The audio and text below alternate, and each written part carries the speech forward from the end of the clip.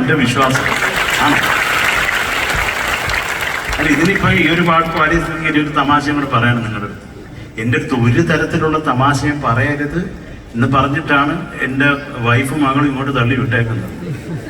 അത് മോള് പറയുന്ന അച്ഛൻ എന്ത് പറഞ്ഞാലും ക്രിഞ്ച അച്ഛൻ അത് മനസ്സിലാവാത്തതാണ്.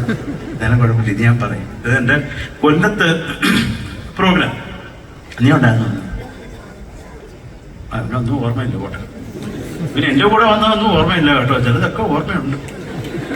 അനുഫേ എന്നെ കൊണ്ട് നീ എല്ലാം പറയിക്കും.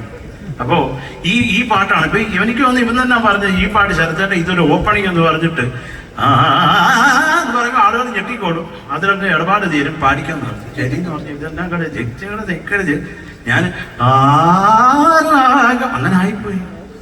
സൈറൻ പോലിരുന്ന് എന്ത് ചെയ്യാനാ? ചിലരൊക്കെ എണീച്ച് ഈ വർക്ക് ചെയ്യുന്നവരൊക്കെ പോയി സൈറൻ അടിച്ച്, കശുവണ്ടി ഫാക്ടറി സൈറൻ അടിച്ചാന്ന് പറഞ്ഞു കൊല്ലത്തുമായിരുന്നു.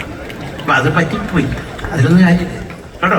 അതൊക്കെ പറ്റും, അതൊക്കെ അല്ലേ അതിൻ്റെ ഒരു സുഖം അല്ലേടാ അനുഭവ. ഇതൊരു സന്തോഷം നിനക്ക്.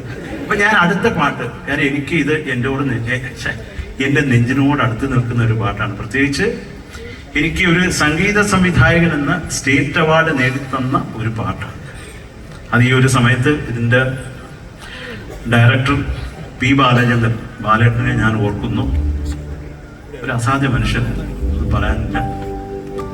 ഇവൻ മേഘരൂപൻ എന്ന ചിത്രം എനിക്ക് കുറെ ഇഷ്ടപ്പെട്ട ഒരു പാട്ട്. അത് എനിക്ക് നിങ്ങളെല്ലാവരും കേട്ടിട്ടുണ്ടോ എന്ന് അറിഞ്ഞു കേട്ടോ. നിശാ സുരഭി എന്ന് പറഞ്ഞിട്ടൊരു പാട്ടുണ്ട്, എനിക്ക് കുറെ ഇഷ്ടമുള്ള പാട്ടാണ്.